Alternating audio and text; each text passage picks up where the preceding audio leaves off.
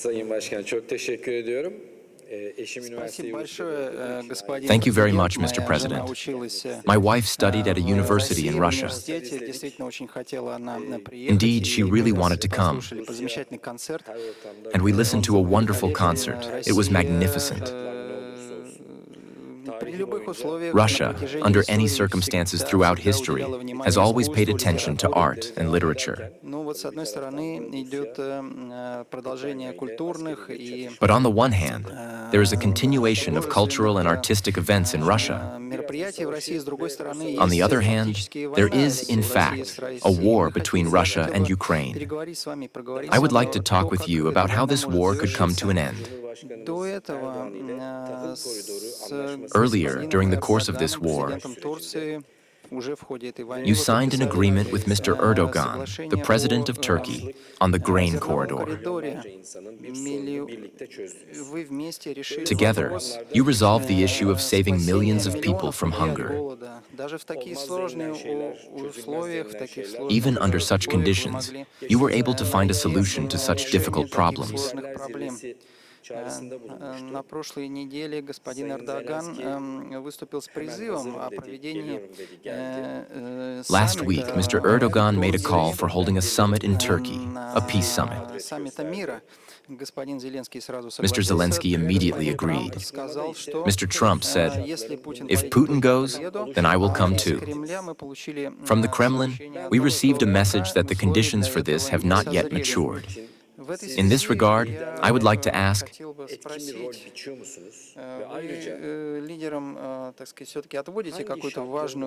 do you assign any important role to the leaders in resolving this issue? And what conditions need to mature for the leaders to be able to gather together and put an end to this conflict? Thank you very much. Regarding President Trump's statement, I heard it differently. Mr. Trump said, "Putin is not going because I'm not going. And what would he do there when I'm not there?" And he is right.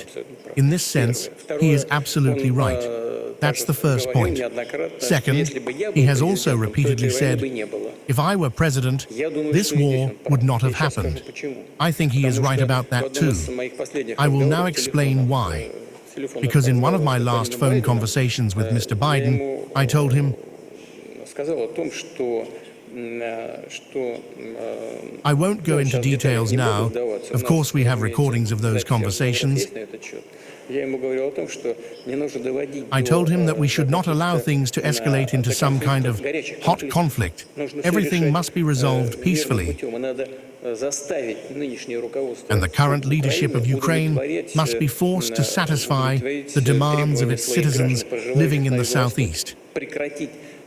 To stop the genocide of the Russian-speaking population,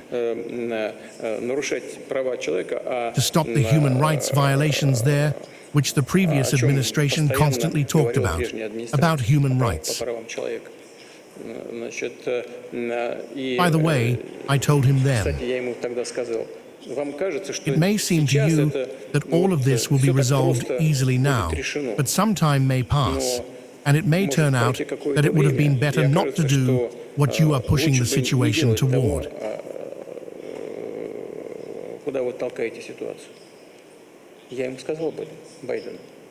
I said this to Biden, and indeed, if Trump had been president, maybe this conflict would not have taken place.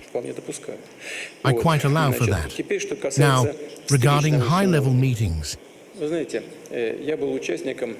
you know, I was a participant in the negotiations in Minsk when we were looking for principles of a peaceful settlement. And we talked for 17 hours straight, all night. Yes, we agreed on those principles, but they were not fulfilled by the Western side. The former chancellor stated that it was just necessary to gain time in order to arm Ukraine. She said this publicly. No one forced her. The same was confirmed by the former president of France. They said this themselves, do you understand? That is, it turned out that our so-called Western partners had no intention of fulfilling anything. A solution must be found that would not only bring an end to today's conflict, but also create conditions for preventing similar situations from recurring over a long historical perspective. When the conflict had just begun, we tried to persuade the Ukrainian side to reunify that part of Ukraine that was leaving them under the well-known Minsk conditions and agreements, but they refused to do so. As a result, an armed conflict began. What did we do? You see, I already said this to the Secretary-General Guterres, and I said it publicly. One can argue as much as one wants, you see. One can brand Russia however one likes for starting the aggression. But listen to me. One does not need to be a great expert in public international law to understand the logic I am about to explain. A part of a country's territory made the decision to separate from the main part. This is the southeast of Ukraine, Donetsk and Luhansk. They made the decision to separate. Did they have the right to do so or not? Strictly speaking, under international law and the UN Charter, they had that right. The relevant article speaks about the right of nations to self-determination. I believe it's even the first one. You see, it is the right of a people to self-determination. That's the first point. Second, in the course of this process, was that part of the country obliged to ask permission from the central authorities, from Kyiv, or not? No, there is a decision of the International Court of Justice of the United Nations, according to which a precedent was established, that of Kosovo. The International Court of Justice of the UN directly stated, if some part of a country made the decision to separate, it is not obliged to bring this question to the central authorities. That's it. Well, Donbas separated. Next, did we have the right to recognize their independence? For 8 years, we didn't recognize it, you understand? For 8 years, we endured and tried to negotiate. In the end, they declared independence. Did we have the right to recognize them? And why not? We recognized them. But having recognized them, we signed an agreement on mutual assistance with them. Could we do that? Well, of course, we could. We did it. Within the framework of this agreement, which was ratified by our parliament, we were obliged to provide them with assistance, including military assistance. They officially turned to us for this help, and we are providing it. Tell me, where did I make a mistake? At which step did I make an error? You simply won't find it. It's not there. Everything flows logically from one thing to the next. And when I talk about the Kosovo precedent, I remember what happened back then. At that time, Western European countries and the United States exerted quite serious pressure on the UN court, and it issued that decision. When a certain part separates, that part is not obliged to ask the central authorities for consent. That's it. You understand? You did all this with your own hands. And then you say, how could you do that? Well, like that. You are allowed, but here, it's not allowed. That won't happen. The rules must be the same. Only then will they be stable. And that is the guarantee of security for everyone, not at the expense of others. That's the key thing, the key link. So then, we are ready to meet. And I, by the way, said, I am ready to meet with everyone, including Zelensky. But that's not the issue. If the Ukrainian state entrusts someone with conducting negotiations, for God's sake, let it be Zelensky. That's not the issue. The issue is, Who will sign the document? Listen, I didn't make anything up. In terms of propaganda, you can say whatever you like about the legitimacy of the current authorities. But when it comes to solving serious issues, the propaganda aspect is not what matters to us. The legal one does. And what is the legal aspect? According to the Constitution of Ukraine, the President of Ukraine is elected for 5 years. There are no mechanisms for extending those powers, even under martial law. It's written there, read carefully. Under martial law, only the powers of Parliament, the Rada, are extended. It says that elections are not held under martial law. That's true. But nowhere does it say that the powers of the president are extended. No, that's it. And according to the constitutional structure, Ukraine is not a parliamentary and not a presidential republic, but a presidential parliamentary one. What does that mean? It means that all bodies of power are formed by the president.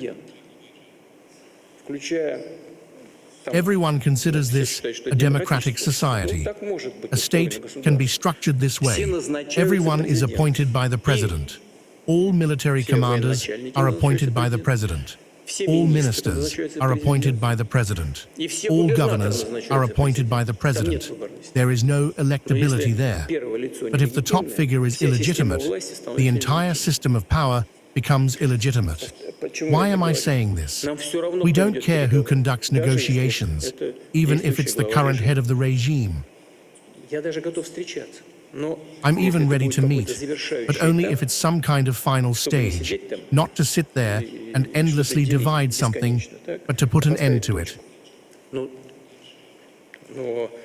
But the full stop, the signature, must come from legitimate authorities.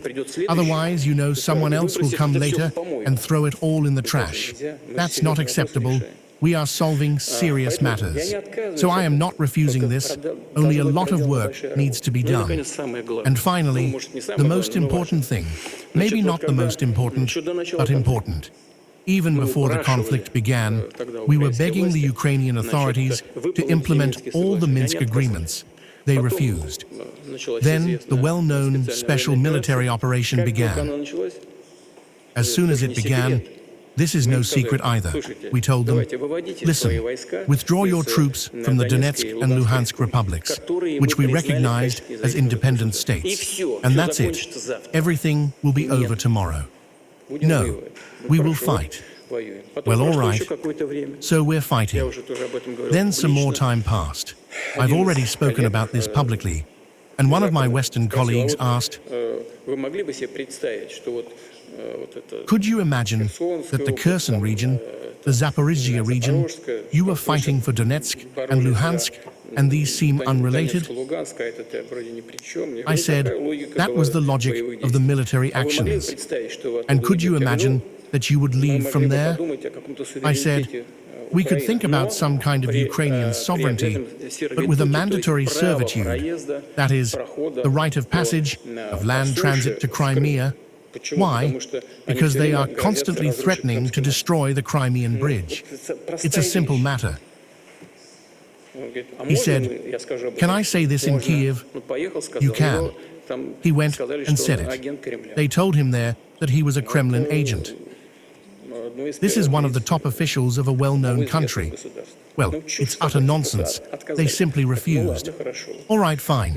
In response to requests from the citizens living in that territory, we held a referendum. And that's it. Now it's an inseparable part of the Russian Federation. And as I said, the situation would deteriorate. And so it did, for them. Now it's not only about Donetsk and Luhansk, but also about two other subjects of the Russian Federation. And of course, Crimea. Let's discuss that.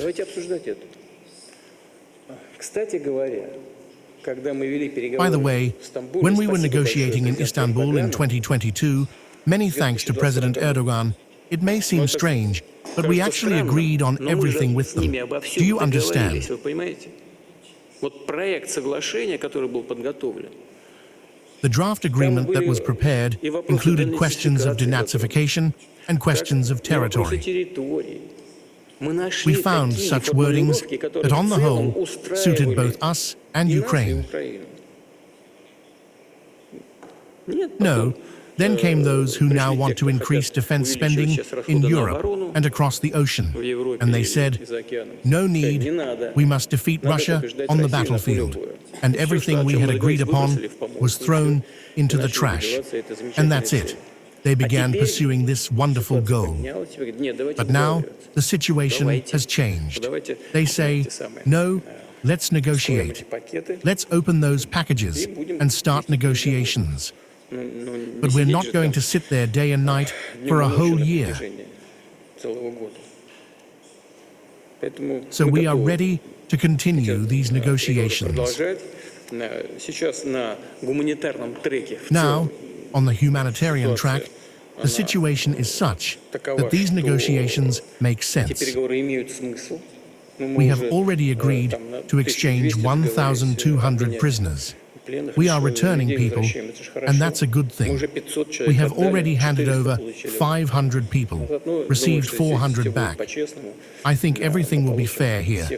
We will get everyone we're supposed to get. We, sadly, it's painful and difficult to speak about this, have returned 6,000 bodies, more than 6,000, and in return, we received, I believe, 57. We have already returned more than 6,000 bodies of deceased Ukrainian servicemen. We are ready to return around 3,000 more right now. But these, I repeat, are sad, tragic numbers. Nevertheless, this is something of a humanitarian nature, and it is still a positive result of the negotiations in Istanbul. Thank you very much for providing the platform, and thanks to President Erdogan as well. But we are also ready to conduct substantive negotiations on the principles of settlement. It's just necessary that the Ukrainian side also be ready for this, and that its Western sponsors and so-called allies not push it toward fighting to the last Ukrainian, but instead point to the realities of today and encourage reaching agreements rather than continuing hostilities. That's all. We are in contact. Our negotiating teams are in contact with each other. I just asked Medinsky now. He says he spoke with his counterpart from Kyiv just today. They are, in principle, agreeing to meet after June 22nd.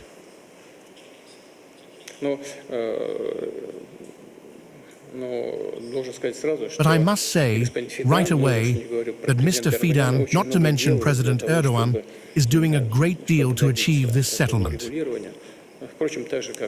And I must also say directly, so is the President of the United States, Mr. Trump. In my view, he sincerely strives for a resolution. We will, of course, rely on the position of our friends from China, from India, from other BRICS countries. We are in constant contact with them on this issue. They are also very concerned about it. When I meet with the leaders of these countries, almost all our conversations begin with this. I tell them about it. We are grateful to them for thinking about it, for looking for options to resolve this conflict. Believe me, we also want to end it, and as soon as possible, and preferably by peaceful means, if we could reach an agreement. That's basically all.